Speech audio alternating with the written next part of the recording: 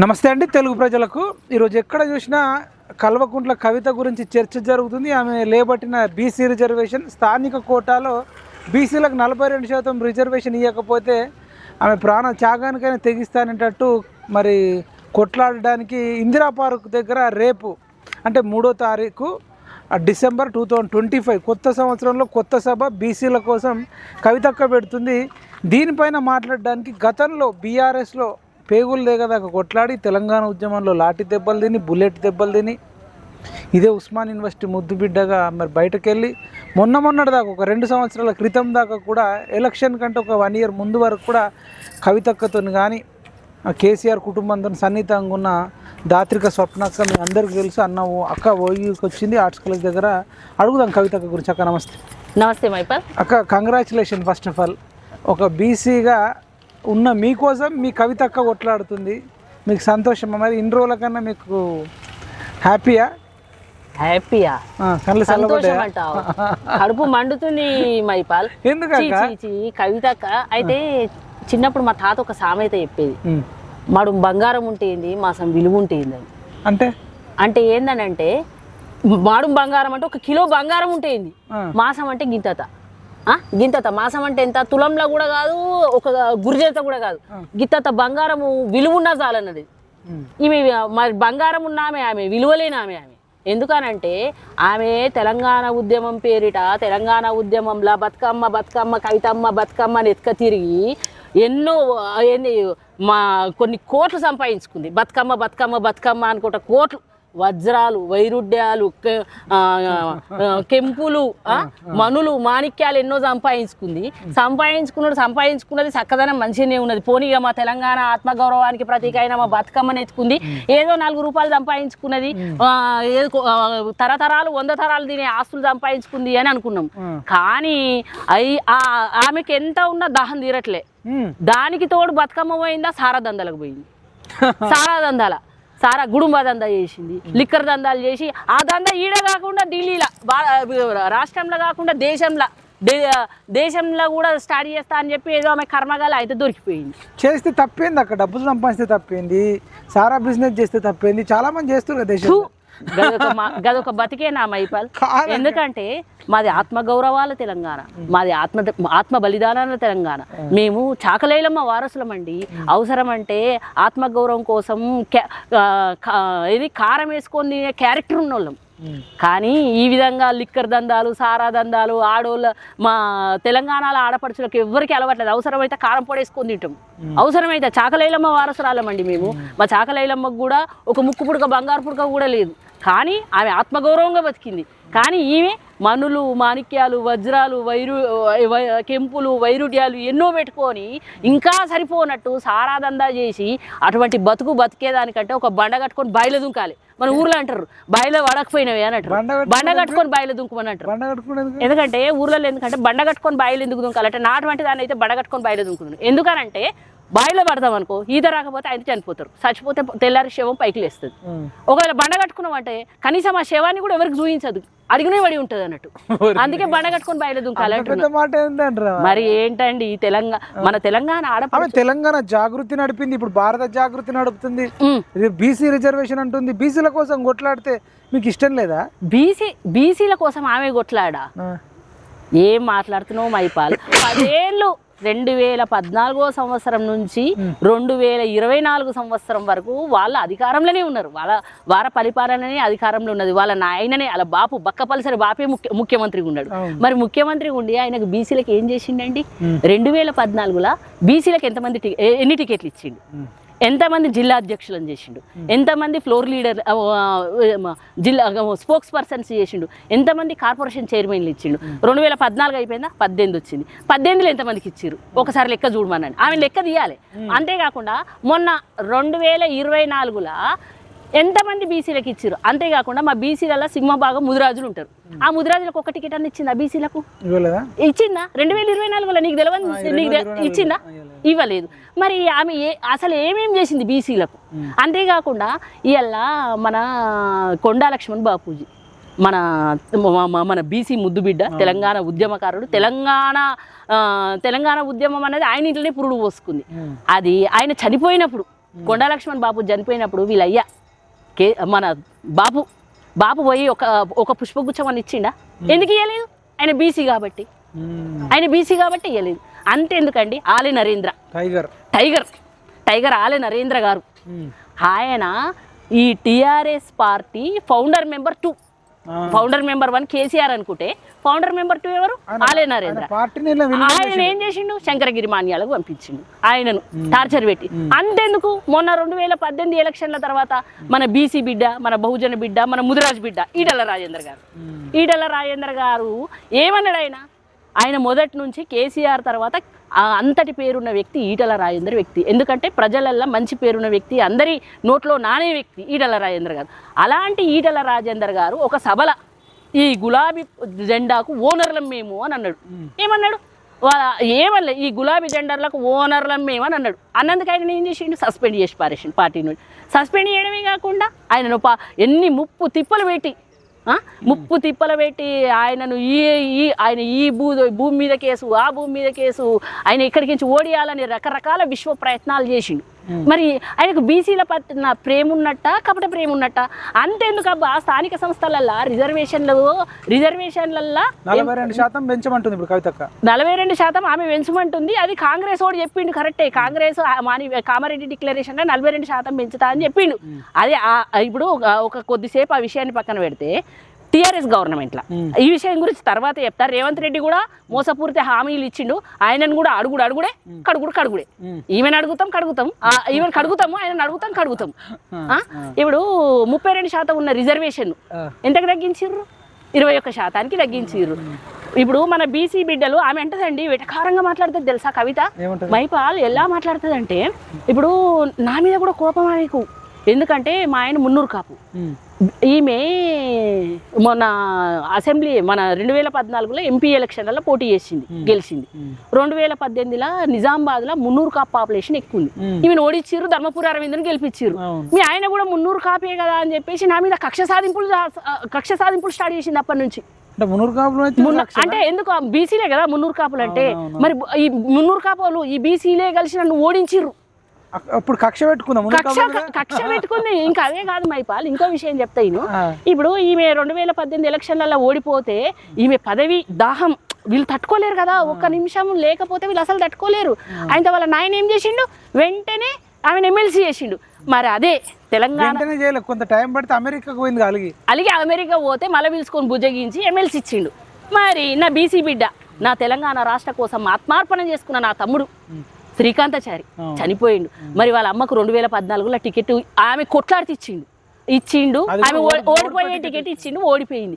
మరి మొన్న అమరవీరుల స్తూపం, తెలంగాణ ఉద్యమకారులు అమరవీరుల స్తూపం ఆవిష్కరిస్తున్నా అని చెప్పేసి ఆమెను ఇన్వైట్ చేసినావు, ఆమెను ఆహ్వానించి అంతేకాకుండా ఏం చెప్పినావు? తెలంగాణ రాష్ట్ర కోసం మొదట ఆత్మార్పణ చేసుకున్న శ్రీకాంతాచారి గారి తల్లి శంకరమ్మకు ఎమ్మెల్సీని ప్రకటిస్తున్నా అని చెప్పేసి ఏం చేసిండు? ప్రకటించిండు రాత్రి. అది ఉదయం ఏం చేసారు? పేపర్ల పత్రికలలో తాటికాయంత అక్షరాలతో వచ్చింది. మరి ఆమెకి ఎందుకు తర్వాత ఇయ్యలే? ఆమెకు మరి ఎందుకు ఇయ్యలేవు? బీసీ కదా, నీకు బీసీల పట్ల ప్రేమ ఉంది కదా, అవునా కదా? మరి బీసీల పట్ల అంత ప్రేమ ఉన్నా నువ్వు ఎందుకు ఇయ్యలేవు? మరి ఆ విషయాన్ని కవితమ్మ పోయి అడగాలి కదా. ఈడ ధర్నా చేసుడు కాదు, ఇందిరా పార్కులో ధర్నా చౌక్లో ధర్నా చేసుడు కాదు, ఫామ్ హౌస్లో వరకున్న బక్కపల్సని బాబు దగ్గర పోయి ధర్నా చేయాలి. బక్కపల్సని బాబులు ఉక్కు గుండె వజ్ర శరీరం కలిగిన బాపుని అడగాలి. బాపు మరి గిట్ట ఎందుకు చేసినావు? బాపు బయటకు రా, నువ్వు వచ్చి నాకు సమాధానం చెప్పు అని అడగాలి. అడిగి అప్పుడు ఒక ఎందుకు చేసినావు అన్నీ చెప్పి ఇప్పుడు మా బీసీలకు కూడా అన్నీ ఇప్పుడు ఏం చేయాలంటే, బీసీ రాష్ట్ర అధ్యక్షుని వీళ్ళ నాయన ఏం చెప్పిండు? దళితుని ముఖ్యమంత్రి అన్నాడు, చేసిండా?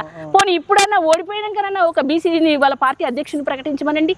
పార్టీ అధ్యక్షుని వర్కింగ్ ప్రెసిడెంట్ ఓకేనా? వారికి ఏదన్నా ఒకటి బీసీని ప్రకటించమనండి. అసెంబ్లీలో ఫ్లోర్ లీడర్ బీసీని ప్రకటించమనండి. ఏమన్నా ప్రకటించిరా?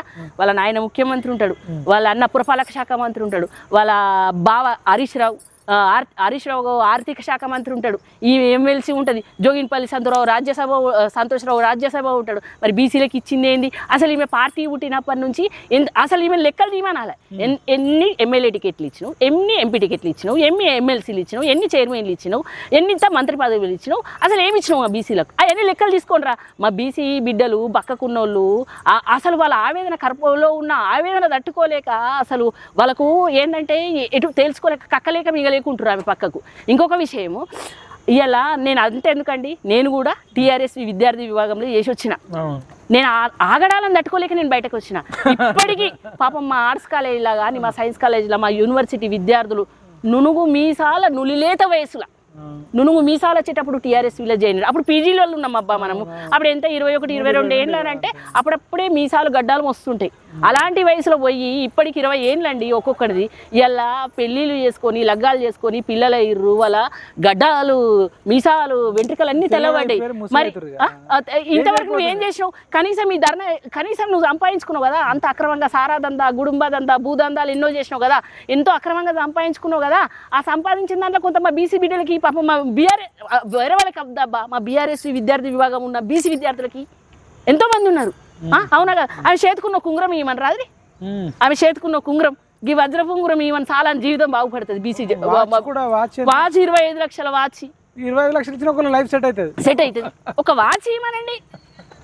ఏం చేసిందండి ఆమె బీసీ విద్యార్థులకు? ఇవాళ తగుదనమ్మా బీసట బీసీ అంటుంది. ఇవాళ బీసీలని సిగ్గుండాలే కవితకు, శరం ఉండాలే కవితకు. కడుపు దొరక్కపోతుంది మైపాల్ ఆమె చేసిన. మీకు మంచి పొజిషన్ ఇస్తుందేమో. ఎవరు మీరు? జాగృతిలో భారత జాగృతిలో జాయిన్ అయితే నేను ఇంతకుముందు ఏం చెప్పినా, మేము ఆ కవిత ఎట్లా చేస్తుందంటే ఉంచిందాన్ని తిరిగిపోయి నాకుతుంది, ఉంచిందాన్ని తిరిగిపోయి నాకుతుంది. ఎట్లా అనంటే ఇప్పుడు ఒకసారి వద్దనుకున్నాక మేము, నేను చెప్తుంది ఏంటంటే కారం పొడి వేసుకున్న క్యారెక్టర్ వాళ్ళమండి మేము. అవసరం అనుకుంటే పోరాడతాం కానీ అట్లా ఉంచిన దాని కోసం ఆరాటపడము. అర్థమైందా? ఇప్పుడు మీరు ఇంకోటి అడగట్లే, ఇది తెలంగాణ జాగృతి ఉంది కదా అప్పట్లో, ఆమె అధ్యక్షురాలు. దానిలో జిల్లా అధ్యక్షులు ఉంటారు కదా, జిల్లా అధ్యక్షులు ఎంతమంది బీసీలకు ఇచ్చిందో మీకు తెలుసా? తీయమనండి ఆమె లెక్క, ఆమె లెక్క చూపించమనండి. నేను ఇంతమందికి ఇచ్చిన, నేను ఇంతమంది బీసీలకు న్యాయం చేసిన, నేను ఇంతమందికి చేసిన, ఇగో ఇది చేసిన, అగో ఈ బీసీలకు ఇది ప్రకటించిన. నాకే జాగృతులు చెప్తారు వెలుమోళ్ళకి 50% ఇచ్చిందట. అంతే మరి ఓసీలలో కూడా వెలుమలకే ఇచ్చిండు. అంతేందుకు ఈమె జాగృతిలో అట్లా చేసింది. ఇంకా చెప్తావి అలా పేర్లన్నీ నేను లిస్ట్ అవుట్ చేస్తున్నా. వెలుమలకి ఎంత ఇచ్చింది, రెడ్లకి ఎంత ఇచ్చింది, బీసీలకి ఏంటంటే బీసీలకు 50% జనాభాలో ఒక 30% కూడా ఇవ్వలేదట, 20% కూడా ఇవ్వలేదట. ఇవ్వలేదు మరి. అంతేందుకండి ఇప్పుడు మన రిజర్వేషన్ బీసీ రిజర్వేషన్ తీసేసి సరే ఏం చేశారు, ముస్లింలకు రిజర్వేషన్ కల్పించింది. ముస్లింలు ఓపెన్ కేటగిరీ 6% రిజర్వేషన్ ఇచ్చింది వాళ్ళకు. ఇప్పుడు వాళ్ళు ఏం చేసారు, ఆ ఓపెన్ కేటగిరీలో ఉన్న ముస్లింలు అందరూ బీసీలలో వచ్చి చేరారు, బీసీఈ వచ్చిండ్రు. బీసీఈ రావడం వల్ల మన రిజర్వేషన్ తగ్గిందా లేదా? ఇలా నాతోటి చదువుకున్న నా తోటి అక్క చెల్లెళ్ళ అన్నదమ్ములకు ఇలా ఉద్యోగాలు రాకుండా కారణం చేసింది వాళ్ళ అయ్యా. ఇన్ని దుర్మార్గమైన పనులు చేసిర్రు. ఇప్పుడు గురవింద గింజ ఎర్రగానే ఉంటుంది కానీ దాని కింద ఎట్లుంటుంది? ఇలాంటి పని నేను ఎర్రగా ఉన్నా, నేను మంచిగా ఉన్నా, నన్ను అందరు ఇది చేస్తున్నారు అని అనుకుంటుంది కవితక్క. సిగ్గుపోతుంది కవితక్క. రేపు ఇందిరా పార్క్ దగ్గర మీటింగ్ ఉంది, మీరు వెళ్ళట్లేదా? మేమా? ధర్నా చౌక్ లో ఒకవేళ వెళ్తే అడ్డుకునేందుకు పోతామేమో కానీ ఆమెకు మద్దతు ఇవ్వడానికి పోతామా మేము? ఆమె చేసే ఉద్యమం అయితే మంచి ఉద్యమమే కదా. మళ్ళీ మంచి ఉద్యమం అంటే బీసీలకు 42% రిజర్వేషన్ కావాలంటుంది. బీసీలకు 42% రిజర్వేషన్ ఎందుకంటుంది? స్థానిక సంస్థలో ఎందుకంటుంది? ఏదో ఒకటి ఎత్తుకోవాలి కదా, ఎప్పటికీ ఏదో ఒకటి ఎత్తుకుంటది. అయ్యా గుడుంబా దందాలు దొరకంగానే, సారా దందాలు దొరకంగానే ఏమన్నది మహిళలకు 33% రిజర్వేషన్. ఆమె చేస్తుంటేనే మహిళలకు 33% వచ్చిందట జంతర్ మంతర్ దగ్గర. ఆమె ఒక రోజు సిగ్గుండాలి కవిత, సిగ్గుండాలి, శరం ఉండాలి అననీకన్నమాట. ఎందుకనంటే 33% రిజర్వేషన్ ఇస్తే ఎంతమందికి మహిళలకు టికెట్లు ఇచ్చినావు నువ్వు? అసలు నువ్వు నీ మంత్రివర్గంలో ఒక మహిళ ఉందా మొదల? ఎప్పుడైతే తమిళసై గవర్నర్ అయ్యి వచ్చినాక మంత్రి పదవి ఆడోళ్ళకి ఇచ్చినావు. ఇంకో విషయం తెలుసా మైపాల్ నీకు? కేసీఆర్ 2014లో ఏమన్నాడట అంటే, మహిళలకు ఒక్క మంత్రి పదవి ఇవ్వలేం సార్, మరి వాళ్ళ ద్వారా మనకు ఏదైనా పేరు వస్తుంది అని అంటే ఆయన ఏమన్నాడట తెలుసా? వాళ్ళ ఎమ్మెల్యేలను ఎమ్మెల్సీ ఈడ నేను ఇచ్చినంత మహిళలకే ఇచ్చిన కదనే అని అన్నాడట. అది అంటే గంత గంత దుర్మార్గం గంత దుర్మార్గం. ఆ రోజు ఎటు పోయిన కవితక్క అంటవా? ఆ రోజు ఎటు పోయింది మహిళలకి ఇయ్యంగా ఆమె అదిగా ఇప్పుడు ఆ సారాదందాను మరల్చాలని దృష్టి మరల్చాలని పోయి ఆడ పోయి మహిళలకు 33% రిజర్వేషన్ అంటది. ఈడ పోయి జ్యోతిరావు పూలి విగ్రహం పెట్టాలంటది బీసీలకు. వాళ్ళు ఉన్నప్పుడు ఏమి కనబడలే, వాళ్ళు ఉన్నప్పుడు ఏమి కంటికే కనబడలే అసలు.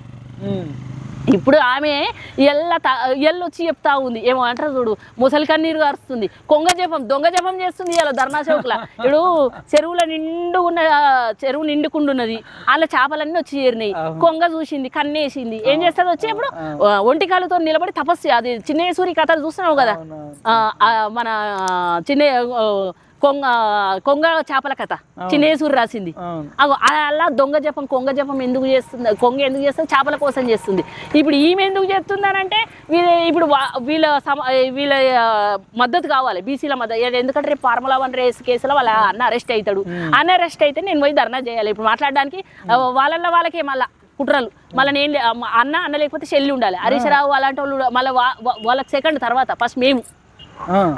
ఈమె రేపు ఏం చేయాలి, మళ్ళీ మేము బీసీల మందరం తలకాయల వాళ్ళకి కొట్టుకోవాలి, కాళ్ళు తీరకు కొట్టుకోవాలి, ఈమెను అన్ని ఉద్యమాలు చేయాలి, లాఠీ దెబ్బలు తినాలి, తూటా దెబ్బలు తినాలి, మేము సింహాసనాన్ని ఎక్కియాలి. అంతవరకే మా బీసీలను వాడుకోవాలి. తెలంగాణ పేరు చెప్పి తండ్రి వాడుకున్నాడు, బీసీ పేరు చెప్పి వాడుకుందామని ఆలోచిస్తుంది. ఇప్పుడు మందకృష్ణ మాదిగ ఈ వర్గీకరణ కోసం మాదిగల కోసం కొట్లాడుతుంది. మందకృష్ణ మాదిగ కాబట్టి మాదిగల కోసం కొట్లాడుతుంది. ఆర్ కృష్ణయ్య బీసీ కాబట్టి బీసీల కోసం కొట్లాడుతుండు. ఇప్పుడు కల్వకుంట్ల కవిత మరి ఆమెకి ఏం సంబంధం? ఆమె బీసీ ముదిరాజు కాదు, మునీర్ కాపు కాదు, గౌడ్ కాదు, పద్మశాలి కాదు, యాదవ్ కాదు, కుర్మ కాదు, విశ్వకర్మ కాదు, వడ్డెర కాదు. అసలు మరి ఈ కులాలలోనే పుట్టలే. ఈమె అధ్యక్షుడు, ఈమె ముందుండి చేయడానికి సరే గెస్ట్ గా పోయినామంటే ఒక మీనింగ్ ఉంది. ఇంకో విషయం మైపాల్, ఇప్పుడు ఈమె అహంకారపూరితంగా వచ్చింది. ఇంకో విషయం, ఈమె ఓపెన్ కేటగిరీ, ఈమెకి ఏం సంబంధం అసలు? బీసీని చేసుకుందా? పోనీ చేసుకున్నాడు కూడా పెళ్లి ఓసీని చేసుకుంది, బీసీని చేసుకున్నావా చెప్పు? బీసీని చేసుకొని బీసీల కోసం కొట్లాడు అంటే అహంకారపూరితంగా ఈమె చేస్తున్న ధర్నా మా బీసీల ఆత్మగౌరవానికి దెబ్బతీస్తున్నట్టే కనబడుతుంది. అట్లీస్ట్ అక్కడ ఒక బీసీ అధ్యక్షురాలు ప్రకటించే వాళ్ళ ఆధ్వర్యంలో చేసిన లేరా బీసీలు లేరా? ఒక మధుసూదన సార్ లేరా? ఒక శ్రీనివాస్ గౌడ్ లేడా? వాళ్ళ ఆధ్వర్యంలో చేయి. ఈవెన్ మహిళలలో కూడా బీసీలు ఉన్నారు కదా, చాలా మంది ఉన్నారు మహిళల్లో. జాగృతిలో ఉన్నారు. ఇప్పుడు ఆమె జాగృతి బీఆర్ఎస్ ఎవరు? కవితనా? జాగృతి బీఆర్ఎస్. జాగృతి మరి జాగృతిలో బీసీలు లేరా? మస్తు మంది ఉన్నారు. మరి వాళ్ళ కట్అవుట్ పెద్దగా పెట్టి ఈమె గెస్ట్ గా పోయినా ఒక మీనింగ్ ఉంటది కదా. అంతే మరి ఈమెనే ఇప్పుడు మొత్తం ఏం చేస్తాం? ఆమె లిక్కర్ రాని ఏదో అంటారు చూడు, ఆమె ఈమె స్కాములు అట్లున్నాయి, లిక్కర్ స్కాములు, ఈమె చీప్ లిక్కర్ కథలు, ఈమె చికెన్ ముక్కల కథలు, ఈమె ఏమంటారు చూడు చిన్నంగి కథలు. ఇక మన తెలంగాణ భాషలో చెప్పాలంటే ఈమె ఇక ఈ విధంగా ఉన్నాయి. కవితక్క అనుకుంటున్నావు కానీ నిన్ను వదిలే ప్రసక్తి లేదు కవితక్క. ఎందుకంటే క్లోజ్ గా తిరిగినా మా ఆత్మగౌరవాన్ని, ఎక్కడైతే ఆత్మగౌరవం దెబ్బతింటుందో తెలంగాణ అంటేనే ఆత్మగౌరవ పోరాటం. అలాంటి తెలంగాణ గడ్డ ఆ రక్తంలో పుట్టిన బిడ్డలం మేమందరం. ఎప్పుడైనా మాట్లాడేది మీతో ఉన్నప్పుడు బీసీలను అభ్యున్నతి చేయాలి, బీసీల రిజర్వేషన్ పెంచాలి, ఏ రోజు కూడా మాట్లాడాలి. ఆమెకు బీసీలు అంటే ఒక చులకన భావన. ఎప్పుడన్నా ఏమన్నా అంటుండే, మీకు ఎవరైనా వచ్చి అడుగుంటా అనుకో బీసీలు అక్క నాకు ఏదన్నా చూడక్క అని అంటే, నీకు అంత తాకతున్నదా? అన్ని పైసలు ఖర్చు పెడతావా నువ్వు? మీ దగ్గర యాడుంటే మీ బీసీల దగ్గర ఇట్లా చులకనగా మాట్లాడుతుంది. ఇట్లా బీసీలు అంటే అంత చులకన, అంత ఏహియ భావం. మరి ఆ వెనకాల ఎట్లా తిరుగుతారు మహిళలు? కొందరు ఉన్నారు, బీసీ మహిళలు ఉన్నారు, బీసీల మగోళ్ళు ఉన్నారు. మన బీసీ మహిళలు వాళ్ళకు సిగ్గు లేదు అసలు. వాళ్ళ మోసేతి నీళ్ళు తాగుతారు, వాళ్ళు వేసే ఎంగిలి బొక్కల కాసపడ, వాళ్ళు వేసే కుక్క కొంతమందికి ఇచ్చింది కదా అబ్బా, కొంతమందికి ఏమి ఇచ్చింది, ఒక ఇద్దరికో, ఒక వేళ్ళ మీద లెక్క పెట్ట చొక్కలకో ఇద్దరికో చేయలే, ఒకరికో ఏమో ఒకటి టీఎస్పీఎస్సీ మెంబర్ ఇస్తే ఏమైంది, పేపర్లు అమ్ముకొని వచ్చిర్రు, ఒక చైర్మన్ గలకి ఇచ్చిర్రు కదా. ఇక వాళ్ళకి జీవితాంతంలో ఇసొంటి దొరకది అన్నట్టు వాళ్ళు ఆలోచన చేసుకొని ఇక ఆ మోచేతి నీళ్ళు తాగుకుంటా కవిత కొద్ది మంది ఉన్నారట, ఒక్కరిద్దరు కూడా కాదు, ఒక్కరే.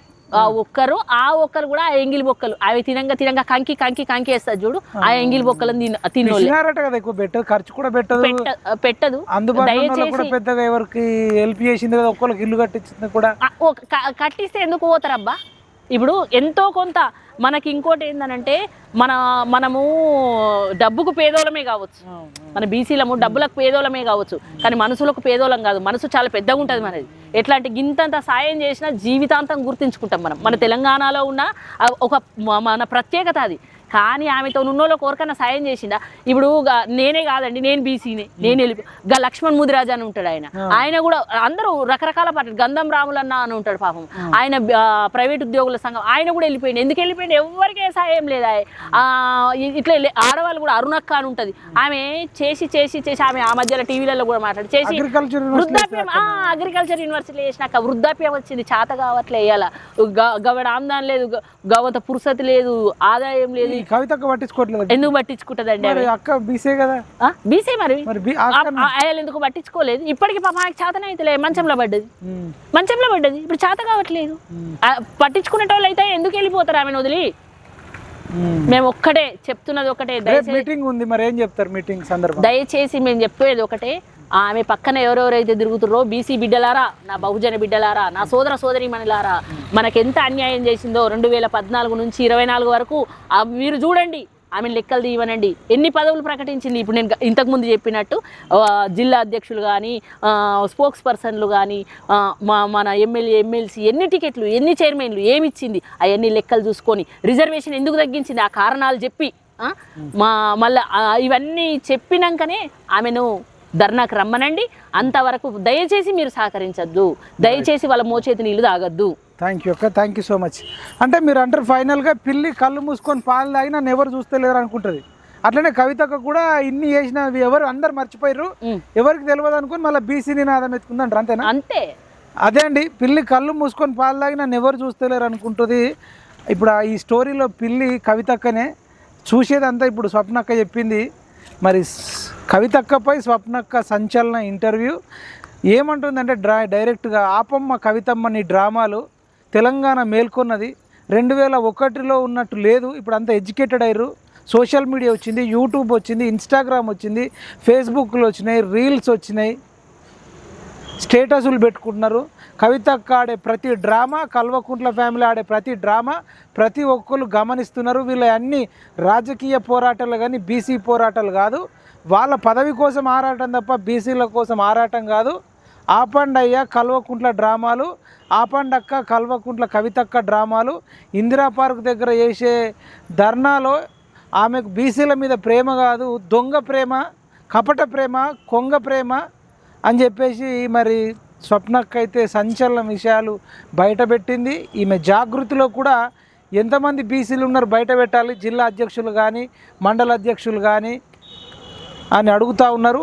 ఈ వీళ్ళ దాంట్లోనే అనేక మంది పేదరికంతో మగ్గుతున్నప్పుడు, ఆరోగ్యాలు ఖరాబ్ అయినప్పుడు ఎంతమంది బీసీలకు కవితక్క సపోర్ట్ చేసింది అనే విషయాలు కూడా బయట పెట్టాలని అడుగుతున్నారు. ఇన్ని రోజుల తర్వాత పదవి పోయిన తర్వాత బీసీలు గుర్తొస్తారా? ఇప్పుడు మళ్ళా రివర్స్లో జాగృతిలో ఉండే పనిచేసే బీసీలకు, అది మగవాళ్ళు కానీ ఆడవాళ్ళు కానీ ఇప్పుడు ఫోన్లు చేసుకుంటూ మళ్ళీ ఇందిరా పార్క్ చేసే ధర్నా కోసము సన్నాహాలు చేస్తున్నట్టు గమనిస్తున్నారు.